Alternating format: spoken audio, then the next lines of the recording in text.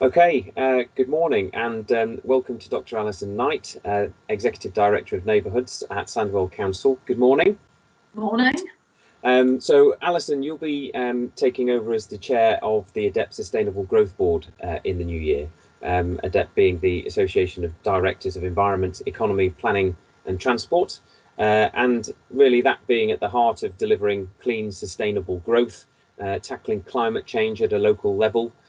So in that context, what we've asked you to do for us today is just, given that you'll be speaking at our upcoming sustainability conference on the 26th of November, where we've got 4 sub-themes around sustainable planning, technology, housing and green finance. We wanted to just talk to you very briefly this morning just to get your thoughts on some of the issues around that sub-theme of sustainable planning. So I've got a couple of questions for you, if that's okay.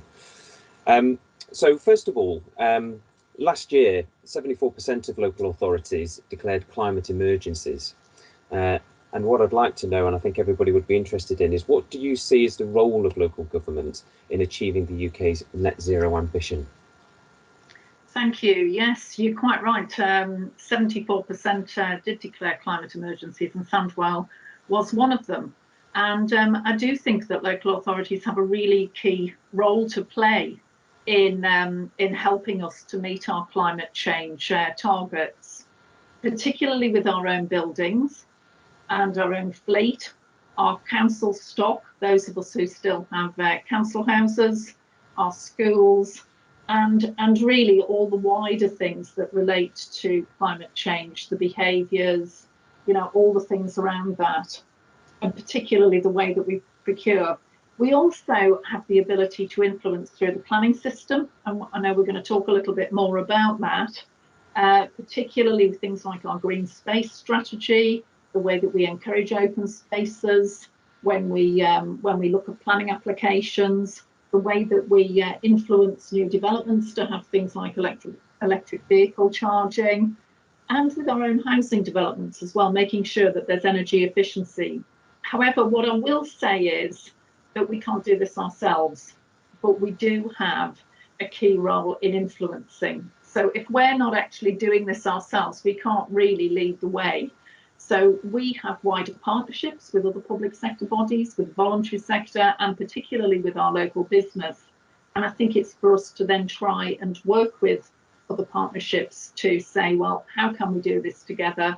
What type of help can we give you, or can national government give you to do that? And how can we influence people's attitudes? So, as I say, with business, with families, with young people in schools, we have a key role there as well. So, yeah, I think we need to be at the forefront. Thanks, Alison. It's such a broad area, isn't it? It's really expansive, as you just outlined, and really key for local governments. So moving on, to what extent do you see the government's planning white paper progressing the sustainability agenda, both for local government and the public sector at large? I've been a little bit concerned about the white paper, actually, and it'll be interesting to see what comes back in the wider consultation, because it seemed to me that it was taking a bit of a backward step in progressing the agenda. There's a proposal in the white paper about creating nationally set development management policies. And for me, that's a concern, unless, of course, they have sustainability at the heart. Many of our local plans now have policies around building for life, energy efficiency plans. We require things like travel plans within that, cycling, walking, open space, all the things I've mentioned, and particularly around affordable housing. So what I'd be really worried about is if we have nationally set development management policies, whether they're going to have that element of localism and whether they're going to encourage local planning teams to be able to really influence.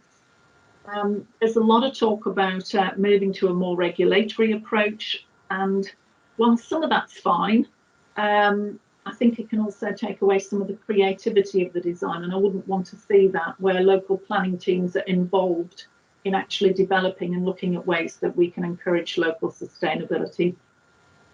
Brilliant. Yeah, really important that they're empowered at the local level to be able to engage and do the good work that they do. Thanks. And the last question I'd like to ask is, how can planners in local government support the planning function to evolve and refocus on sustainable outcomes?